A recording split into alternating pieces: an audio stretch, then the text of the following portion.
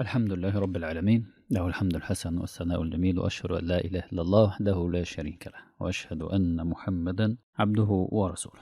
اتكلمنا عن الشكر، وقلنا إن الشكر ده عبادة مهذبة، ولابد إن احنا تهذب الإنسان، يعني لابد إن احنا نجود أعمال القلوب، ونبحث في فلسفة هذه الأعمال وأسرارها حتى تكون حضور المعاني دي تكون دافعة ورافعة لقلوبنا مع هذه العبادة. الشكر هو فن التقاط ورؤية النعمة، وعكسها الغفلة عنها، ولذلك قال لك الشكر عكسه إنك تشيل الثلاث نقط، فيبقى إيه؟ السكر بالضم، يعني هو الغفلة. سبحان الله. فالشكر ينعم عليك حتى وإنت غافل. للأسف بعض الناس لا يعرف النعمة إلا بعدما تسلب منه. في كام واحد شكر نعمة الله سبحانه وتعالى؟ كام واحد في يوم من الأيام شكر نعمة الله، نعمة العافية، أو جلسة تثمين الحواس، يمسك كده كل حاسية كده ويشكره، يشكره على إيده، يشكره على صبعه، يشكره على الظافر بتاعه، يشكره على رموش عينه. شكرت ربنا قبل كده على الرموش؟ عارف إمتى تشكره؟ لو حصل لك حاجة في رموشك وبعدين إيه عرفت إن قيمة الرموش ديت. سبحان الله. إنك تحمد الله سبحانه وتعالى على ليه؟ على الرموش والكلام ده. أحيانا مين منا اللي بيشكر ربنا على نعمة العين؟ تلاقي واحد عينه حلوة، عينه مثلا النن العين بتاعه الملون، الناس بيقولوا عينك جميلة، فتلاقيه مثلا ممكن يشكر عشان الايه، الطبقة الخارجية ديت، لكن يشكر. يا جماعة كان أحد السلف يوزن نفسه كده. عارفين كل شوية توزن نفسك، وزنك قد ايه؟ 56 كيلو. طيب الوزن ده يعمل ايه؟ كان بيتصدق بوزنه طعاما. فتقول له ليه تعمل كده؟ يقول لك يا أخي بشكر ربنا على كل كيلو، بشكر ربنا بوزني. فشو ده؟ نوع ده بقى من التجويد. هتقدر انت تعمل التجويد ده؟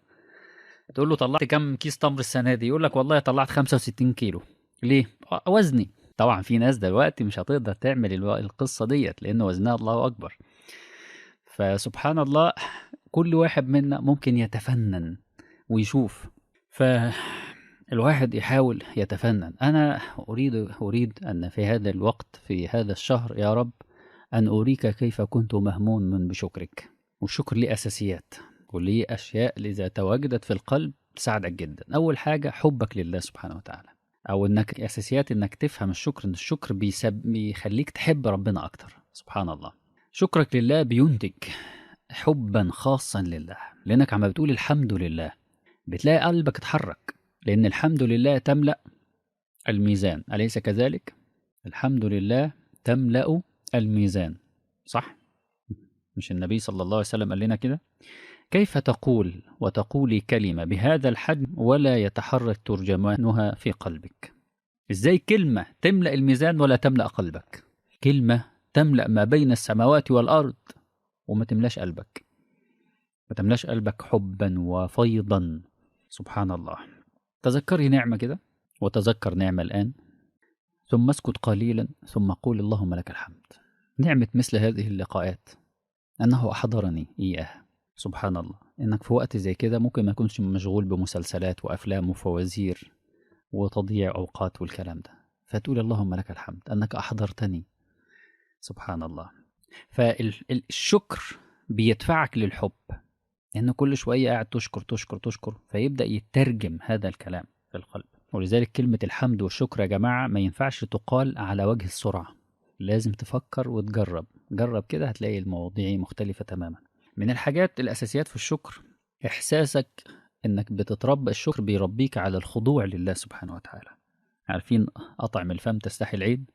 فدايما تكون منكسر. دعاء الخائف الضرير، دعاء من خضعت له رقبته ورغم لك أنفه وظرفت لك عين. سبحان الله. فإن لم تشكر الله خضوعا، لو مش حضر فيه كده، فيبقى الشكر بتاعك أقرب للادعاء. الشكر بيخلي الإنسان يرى امتنان الله عليه. ثم بعد كده هم قالوا الاعتراف يؤدي إلى الاغتراف، إنك تغترف نعم أكتر. زي إيه؟ ولئن شكرتم لأزيدنكم. إنك دايما تستحضر تقول له لولاك يا رب، لولاك ما كانت النعمة ديت. بتبص لابنك كده تقول إيه؟ لولاك يا رب ما كانش جه. أما تشوف الإيمان كده وأنت سبحان الله، وأختك صعب جدا عليها الاستقامة ومش عاوز يصلي، وأنت ما شاء الله الصلاة عندك، فتقول إيه؟ لولاك ما حبب الإيمان في قلبي. سبحان الله. فيكون دايما داخلك أوسع من خارجك. أسأل الله سبحانه وتعالى أن يعطينا وإياكم من فضله. ألا تستعمل النعمة فيما يكره الله سبحانه وتعالى. سبحان الله. إنما لينت المفاصل. ليه؟ لينت مفاصلك ديت ليه؟ كل واحد بيشوفها ببصة. تيجي تقول لواحد ممن يلتقط النعم: لماذا لين الله لك المفاصل؟ يقول لك لكي يعني يتيسر على العبد الصلاة، عشان يعرف يصلي، يركع، ينزل، يطلع، مش عارف ايه. سبحان الله. يقول لك عيني ديت، سبحان الله، عم استحضر نعمة العين ونعمة البصر. والله إذا رأيت القرآن تزلزلها. يبدأ يحصل كده الدموع، دموع اللمعان، مش دموع يعني دموع باردة كده، فرح إنه معاك عين بتبص بيها للمصاحف. سبحان الله. أما العين المعتادة فلا، ما بتفرقش معاه قوي. طبعا الشعور ده ممكن يجي مرة ويروح وتضغط على نفسك وتحاول تجيبه تاني، وسبحان الله بالطرق يثبت. كان أحد الشباب بيقول: أنا أشعر أن الفاتحة جعل الله بداية الصلاة حتى تخفف على الإنسان سماع القرآن الذي يتلى عليه. كأن القرآن ده قوي جدا، عشان يخفف عليك خد الفاتحة. هو ده بقى اللي عاوز تاخد الفتوحات. ولذلك من عاش مع الفاتحة يعني أتت إليه أسرار القرآن تسعى. سر الشكر إنك تعترف وتستغرق بهذا الاعتراف بنعمة الله سبحانه وتعالى عليك. من الأخلاق الشاكرين، ونختم بهذا البند: رؤية المنعم أكثر من رؤية النعمة. ليه يا جماعة؟ ناس كتير بتشكر ربنا على النعمة وتنسى وتسرح ولا ترى المنعم. طب ايه اللي بيحصل في الأزمة ديت؟ النعم عما بتمشي، هو كان بيشكر ربنا على العربية، على الموبايل، وعلى ما يشكر ربنا عليها، يشكر ربنا على أولاده. فإذا ذهبت قدرا يتألم كثيرا، ويبدأ يدخل بقى في الظنون المحرقة والمحبطة، زي اللي هي ايه، كانت بتشكر ربنا ان ربنا اعطاها ايه، خلاص بقت حامل، فالحمل ده سقط. انت كنت مشغولة بالمنعم ولا بالنعمة؟ فلما ذهب الحمل، نعم هو شيء كثير، لكن تبدأ بقى تدخل في ظنون صعبة قوي. ميزة الشكر بقى، وركزوا في الكلام ده، ميزة الشكر انه سلوك وقائي، سلوك وقائي احترازي، حتى لا يستبد فقد النعمة بالعبد. يعني فقد النعمة عما يمشي مش يشبحك فينسيه أن المنعم دائم لا يحول ولا يزول. تاني، الشكر بيعمل ايه؟ الشكر بيساعدك انك تفهم ان المنعم دائم لا يزول، واما النعمة فتذهب، فلا تستبد فقد النعمة بيك. تلاقيش بقى ايه ان هي عاملة استبداد عليك، اول ما تيجي تخرج تتبهدل. من اخلاق الشاكرين انهم يشكروا الله لاجل الزيادة في الشكر اكتر من الزيادة في النعم. ولئن شكرتم لازيدنكم من شكري. طبعا لازيدنكم من النعم، ومن أجل النعم أن يجعلك شاكرا. فأنك تلحظ هذا المعنى، أنا بشكر ربنا ليه؟ حتى يبقيني شاكرا، حتى يظل يعني يجعلني في ديوان الشاكرين. يا رب أنا بشكرك حتى تزيدني ثباتا في هذه المنزلة. أنا عاوز أكمل يا رب، أنا دقت طعم في هذه العبادة وهذه المنزلة، طعم عالي جدا، هذه العبادة عالية جدا. من أخلاق الشاكرين ألا يرى نفسه أهلا لهذه النعمة، يحس أن النعمة دي هو طفيلي عليها. دي من مراتب عالية جدا في الشكر. عم ربنا يعطي له نعمة، أول حاجة بيعملها إيه؟ يتواضع، يقول: يا رب والله أنا مالي حق اللي ناخدها، والله هذه تليق بفلانة، والله النعمة دي كانت الأولى بها الأخت فلانة، هي أفضل مني. فالنعمة دايما تذكره بغيره ممن يحتاجها، فيدعو لي، تبدأ تدعي له، تبدأ العلاقة. ولذلك بقى ميزة الشكر ان هو ايه، الخلق ده بيطهر الحقد والحسد والغل والديدان دي كلها بقى. سبحان الله. شوف البنت اللي كانت في واحد بيديها فلوس وبتاع، فبتقول له كل ده ليا انا؟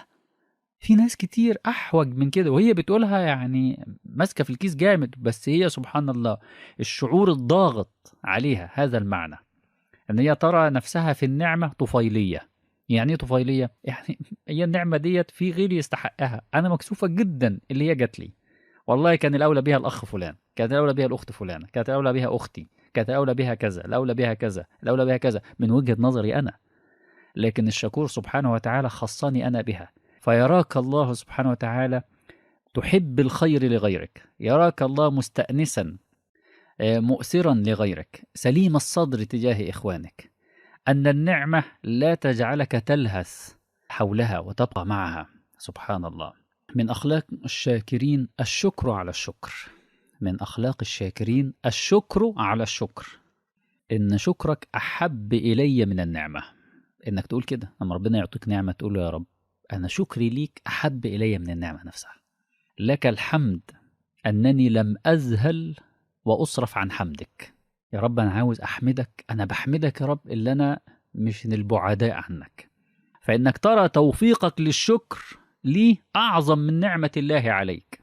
ولذلك إن من حفظ الله أن يجعلك شاكرا له. فحظ الله من العبد شكر النعم، وحظك النعمة فلا تنشغل بحظك. لكان أحد السلف يرى هذا المعنى، أحد الناس اللي عندهم رقي في التعامل مع هذه العبادة، وأمثالكم إن شاء الله، وإن شاء الله وأحسن الظن بكم كثيرا أنكم سيكون لكم مثل هذا النصيب. يقول أشكرك على أنك أنعمت علي بنعمة لأتفرغ بشكرك عليها. بيقول له يا رب يا أنت يا رب اديتني النعمة ديت، يا رب أنا بشكرك إن النعمة ديت أنت بعتها لي عشان أتفرغ أقعد قعدة شكر ليك. شفت الكلام الجميل ده؟ يعني أنا فهمت أنت يا رب مديني دلوقتي باعت لي الظرف ده ويسرت لي الرزق ده عشان أقعد جلسة شكر. أشكرك على أنك أنعمت علي بنعمة لأتفرغ بشكرك عليها. يا سلام على الحال يا جماعة. في بعض الخلق تعرف ربها، وهناك البعض يفقه عن الله أفعاله. سبحان الله. بيترجم. من أخلاق الشاكرين العجز عن الشكر. هو عارف يقول اللهم ارحم ضعفي، اللهم اقبل مني اعترافي بالعجز عن شكرك. يا رب سامحني، يعني اقبل مني اللي أنا بعتذر، أنا مش عارف. لو أن رجلا كما قال النبي صلى الله عليه وسلم يجر على وجهه من يوم ولد، يوم إيه؟ من أول ما اتولد، هرما في مرضات الله، من يوم ما اتولد وهو بيجر على وشه إلى أن يلقى الله، لحقر ذلك يوم القيامة. حمدي لك عجزي عن شكري. ولذلك أحيانا تقول له كده يا رب دلني كيف أشكرك، أنا تايه، أنا تهت، أما وقد تهت فقد وصلت. حيرتك هي بغيتك. وآخر حاجة ألا تستعين بالنعم على المعصية. اوعى تستعين. ولذلك دايما تشوف النعم إيدك دي تحاول تستفيد من توجهها في الخير، عينك توجهها في الخير. فالشكر هو عكوف القلب على محبة المنعم. إن قلبك كده معتكف بيعمل إيه؟ قاعد. وأما بنعمة ربك فحدث، حدثهم عني، حدثهم عن من أعطاك. ولذلك وانت بتقول للناس وبتوري الناس النعمة بتقول لهم شوفوا اداني إيه. ليه؟ عشان يحبوه، مش ينشغلوا بالنعم اللي في إيدك. سبحان الله. نسأل الله أن يرزقنا وإياكم. آخر حاجة هقولها في الشكر، الشكر أنك تحكم على الموجود بعين المفقود. ده مهم جدا، صح؟ لا، دي منزلة أقل. في ناس يا جماعة يشكر على الموجود لوجوده. يعني أنا بشكر ربنا على الولد، عندي ولد، بشكر ربنا على الفلوس، عندي فلوس، بشكر ربنا على العربية، عندي عربية. وهناك من يشكر الله على الموجود وعلى المفقود معا. يا سبحان الله. بيشكر ربنا على الحاجات اللي هو ما خدهاش. ليه؟ لأنه هو يعلم أن الله سبحانه وتعالى لو كان فيها إصلاحي لأعطاني إياها. لو كان في إصلاح ليا دلوقتي كان اداها لي. سبحان الله. فمنحه عطاء. أما اللي بيحكم على الموجود بعين المفقود بس، يعني هو شايف وبقول الحمد لله بس هو دايما عينه على على المفقود، غالبا لا يستمتع بالنعم ويكون استمتاعه بها سيئا. نسأل الله سبحانه وتعالى أن يرزقنا شكر النعم، ويجعلنا وإياكم ممن يكثر من شكر الله سبحانه وتعالى. وأسأله سبحانه وتعالى أن يكتبنا في ديوان الشاكرين. أقول قولي هذا وأستغفر الله لي ولكم. شهر رمضان الذي أنزل فيه القرآن هدى للناس وبينات من الهدى والفرقان